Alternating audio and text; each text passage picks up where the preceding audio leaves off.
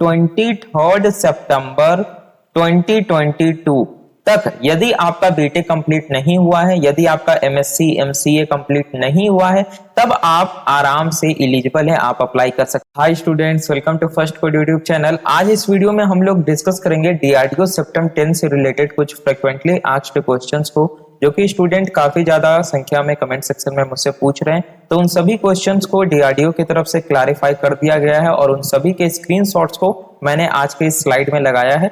बारी बारी से हम इन सारे क्वेश्चंस को डिस्कस कर लेंगे।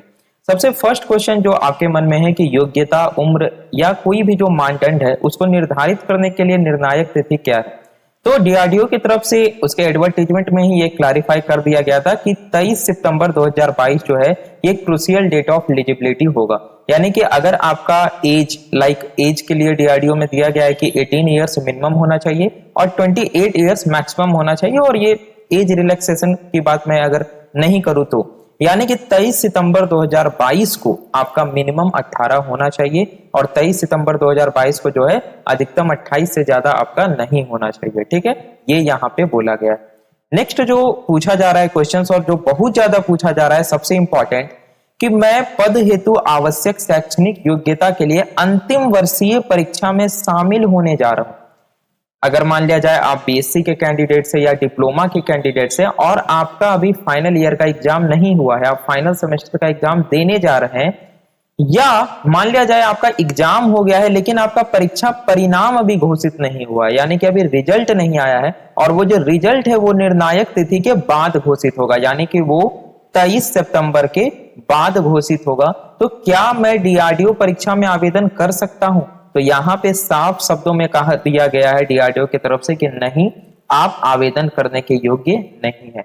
यानी कि अगर 23 सितंबर 2022 तक आपका एग्जाम नहीं हुआ है या एग्जाम हो गया है लेकिन रिजल्ट नहीं आया है, तब आप अप्लाई नहीं कर सकते हैं। लेकिन अगर आपका रिजल्ट आ गया है तो कोई बात नहीं है। जो लोग काफी ज्यादा क्वेश्चंस पूछ रहे थे कि सर रिजल्ट आ गया है लेकिन अभी डिग्री नहीं आया है, अभी मार्कशीट नहीं आया है, तो उनके तरफ से उनके लिए डीआरडीओ की तरफ से कोई भी यहाँ पे कुछ नहीं बताया गया। मतलब आप एलिजिबल हैं, आप बिल्कुल अप्लाई कर सकते हैं। आपको अभी क्या करना है, जहां पे डॉक्यूमेंट्स मांगा जा रहा है वहां पे आप ऑनलाइन रिजल्ट लगा दीजिए, या अगर आपके पास मार्कशीट आ गया है तो मार्कशीट लगा दीजिए। बाद में जब डॉक्यूमेंट वेरिफिकेशन होगा उस समय तक आपके पास तो डिग्री ऑब्वियस सी बात है कि आ ही जाएगा, उस समय आप डिग्री से डॉक्यूमेंट वेरिफिकेशन करा लीजिएगा।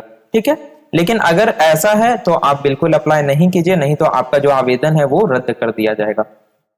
नेक्स्ट जो क्वेश्चन है काफी सारे स्टूडेंट के मन में कि वो हायर एजुकेशन कर रहे हैं, लाइक वो डिप्लोमा के बाद बीई या बीटेक कर रहे हैं, या अगर उन्होंने बीएससी कर रखा है तो वो एमएससी कर रहे हैं, तो क्या वो एलिजिबल हैं?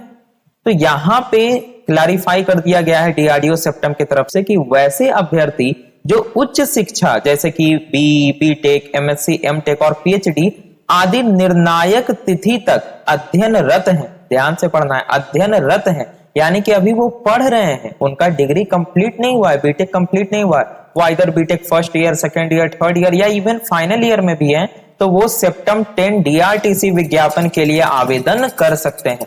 यानी कि 23 सितंबर 2022 तक यदि आपका बीटेक कंप्लीट नहीं हुआ है, यदि आपका एमएससी एमसीए कंप्लीट नहीं हुआ है, तब आप आराम से एलिजिबल है, आप अप्लाई कर सकते हैं। लेकिन वैसे अभ्यर्थी जो उच्च शिक्षा जैसे बीई, बीटेक, एमएससी निर्णायक तिथि यानी 23 सितंबर 2022 तक पूरा कर लिए हैं, वह सेप्टेम 10 के लिए आवेदन नहीं कर सकते। तो आपको अप्लाई नहीं करना है। अगर आप करते हैं, किसी तरह सिलेक्शन हो भी जाता है, तो डॉक्यूमेंट वेरिफिकेशन में आपको जो है वहां पे आपका कैंडिडेटचर रद्द कर दिया जाएगा। तो यहाँ पे आपको ध्यान रखना है। ठीक है, नेक्स्ट जो क्वेश्चन है कि क्या सभी जो अन्य पिछड़ा वर्ग यानी कि जो ओबीसी कैंडिडेट है, क्या उनको आरक्षण मिलेगा? ये बहुत ही इंपॉर्टेंट है। ठीक है, क्योंकि आप लोग अगर मान लिया जाए अदर बैकवर्ड कास्ट से आते हैं तो डायरेक्टली आपको ओबीसी सिलेक्ट नहीं करना है। यहां पे डीआरडीओ की तरफ से कहा गया है कि सिर्फ वैसे ही अभ्यर्थी जो नॉन क्रीमी लेयर, और वो भी नॉन क्रीमी लेयर मींस क्या, केंद्र सरकार की सूची के अंतर्गत आते हैं, वही अभ्यर्थी आरक्षण पाने के योग्य हैं। तो आपको सबसे पहले केंद्र सरकार की जो सूची है नॉन क्रीमी लेयर की, उसमें देख लेना है कि आपका जो भी कास्ट है वो कास्ट आता है या नहीं आता है, और उसके बाद आपको केंद्र सरकार की तरफ से जो सर्टिफिकेट प्रोवाइड किया जाता है वो नॉन क्रीमी लेयर का बनवा लेना है। ठीक है। अभी के लिए स्टूडेंट अगर आप अप्लाई करते हैं, जैसे 3 सितंबर से आपका आवेदन की प्रक्रिया शुरू हो गई है, तो अभी आप अप्लाई करते हैं तो सिंपली आपको सिलेक्ट करना है। अगर आप ओबीसी नॉन क्रीमी लेयर में आते हैं तो आपको ओबीसी सिलेक्ट कर लेना है।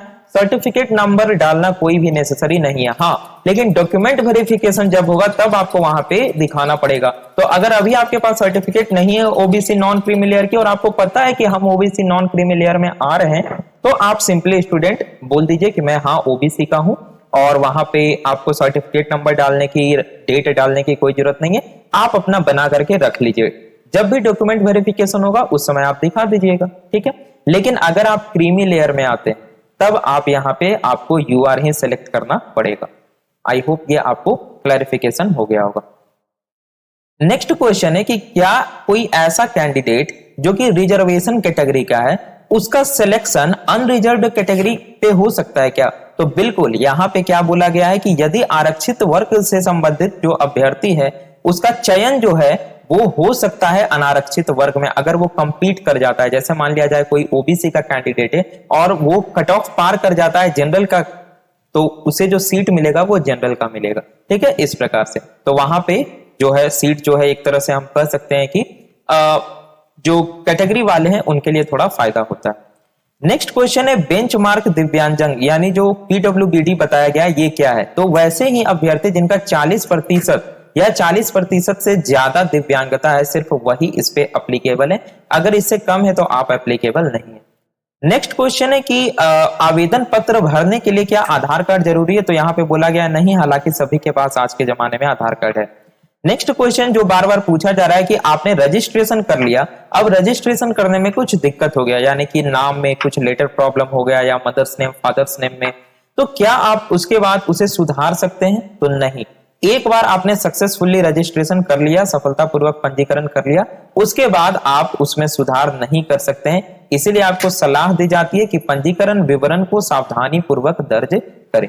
यही एप्लीकेबल है स्टूडेंट ऑनलाइन एप्लीकेशन के भी साथ, कि मैंने आवेदन पत्र सफलतापूर्वक जमा कर दिया है, परंतु अब मैं आवेदन पत्र में दर्ज किए हुए विवरण को सुधारना चाहता हूं, क्या मैं ऐसा कर सकता हूं? तो नहीं।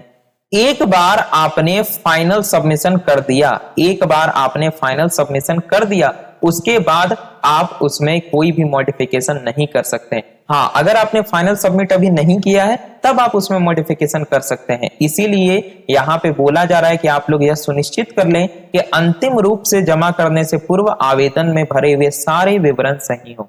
आप 2 बार 3 बार चेक कर ले कि मैंने सारी चीजें सही भरी है या नहीं भरी है, नहीं तो डॉक्यूमेंट वेरिफिकेशन के समय फिर आपका जो कैंडिडेचर है वो रद्द कर दिया जाएगा, ठीक है, आपकी उम्मीदवारी रद्द कर दी जाएगी। इसीलिए ध्यान से आप देख ले, एक बार आपने अंतिम रूप से जमा कर दिया तो फिर आप एडिट नहीं कर पाएंगे। नेक्स्ट जो है वो कई लोग पूछ रहे हैं कि परीक्षा कितनी भाषाओं में होगी? तो परीक्षा 2 भाषाओं में होगी, एक है अंग्रेजी, दूसरा है हिंदी। आपको यहाँ पे मीडियम सेलेक्ट नहीं करना है। जब आपका एप्लीकेशन फॉर्म आपको भरना है तो वहां पे मीडियम आपको सेलेक्ट नहीं करना है। आपको जब सीबीटी एग्जाम लिया जाएगा तो वहां पे क्वेश्चन जो होंगे वो दोनों लैंग्वेज में लिखे होंगे, हिंदी में भी लिखे होंगे, इंग्लिश में भी लिखे होंगे, और आप इजिली जो है टिक मार्क कर सकते हैं। नेक्स्ट जो क्वेश्चन है काफी इंपॉर्टेंट कि क्या निगेटिव मार्किंग है? तो यहाँ पे एडवर्टीजमेंट में भी बता दिया गया था, अभी भी बता दिया गया है कि कोई भी निगेटिव मार्किंग नहीं है, जो कि एक प्लस पॉइंट है। ना ही सीबीटी 1 में, ना ही सीबीटी 2 में, किसी भी एग्जाम में निगेटिव मार्किंग यहाँ पे नहीं है। नेक्स्ट जो क्वेश्चन है कि क्या जब हम सीबीटी 1 क्वालिफाई कर जाते हैं, सीबीटी 2 का कट ऑफ पार कर जाते हैं, तो क्या साक्षात्कार भी होगा, इंटरव्यू भी होगा? तो पहले होता था, लेकिन भारत सरकार के दिनांकित 1 जनवरी 2016 के आदेशानुसार जो ग्रुप बी या ग्रुप सी के जो अराजपत्रित पदों की भर्ती है उसके लिए साक्षात्कार को, इंटरव्यू को समाप्त कर दिया गया है। यानी कि जब आप सीबीटी 1 स्क्रीनिंग को क्वालिफाई कर जाते हैं, सीबीटी 2 के कट ऑफ को पार कर जाते हैं, यानी कि आपका एक तरह से बोल सकते हैं, यानी डीआरडीओ की तरफ से प्रोविजनल सिलेक्शन बोला जाता है। लेकिन अगर आपका डॉक्यूमेंट सारा सही है तो आप यह मान के चल सकते हैं कि आपका फाइनल सिलेक्शन हो चुका है, ठीक है। लास्ट क्वेश्चन हम लोग देख लेते हैं कि परीक्षा की तैयारी के लिए क्या कोई पठन सामग्री उपलब्ध है? क्या डीआरडीओ की तरफ से कोई सिलेबस वगैरह प्रोवाइड किया गया है? तो यहाँ पे डीआरडीओ की तरफ से साफ कर दिया गया है कि आपका जो पाठ्य पुस्तक है, आपका जो कोर्स का सामग्री है वही पर्याप्त है। यानी कि अगर आप डिप्लोमा के कैंडिडेट है तो आपने डिप्लोमा में जो भी पढ़ा है अपने रिस्पेक्टिव ब्रांच में, उसके जो पाठ्य पुस्तक है यानी जो बुक्स है, स्टैंडर्ड बुक्स, और जो उसका कोर्स मटेरियल था वही यहाँ पे पर्याप्त है, वही सफिशियंट है, आप उसी से पढ़ें। इसके अलावा टीयर 1 एग्जाम के लिए यहाँ पे बता दिया गया सामान्य जानकारी हिंदी में हम लोग पढ़ लेते हैं, like quantitative aptitude, numerical ability, general intelligence, reasoning ability, general awareness है ना, जनरल इंग्लिश, ये सारे जनरल साइंस आपको थोड़ा बहुत जो है पढ़ लेना है। बाकी यहाँ पे क्या बताया गया कि बाजार में जो सेप्टम डीआरडीओ प्रवेश परीक्षा के नाम से बिकने वाली गाइड है उससे आप सावधान रहें, यह सेप्टम का ऑफिशियल प्रकाशन नहीं है, इसका पब्लिकेशन नहीं है। ठीक है स्टूडेंट, तो ये थे कुछ क्वेश्चन जो कि स्टूडेंट बार बार पूछ रहे थे मुझसे कमेंट सेक्शन के माध्यम से, तो मैंने इस पे एक वीडियो बना दिया। वीडियो पसंद आया तो वीडियो को जरूर लाइक कीजिए और अपने फ्रेंड को भी शेयर कीजिए, और जो ऑनलाइन एप्लीकेशन भरने का स्टेप बाय स्टेप प्रोसीजर है उसका वीडियो बहुत जल्द आने वाला है। अगर आप ये वीडियो बाद की डेट में देख रहे हैं तो एक बार नीचे कमेंट सेक्शन जरूर चेक कर लीजिए, डिस्क्रिप्शन जरूर चेक कर लीजिए, वहां पे लिंक दिया हुआ होगा। तो मिलते हैं हम लोग अपने नेक्स्ट वीडियो में स्टूडेंट। Thanks for watching.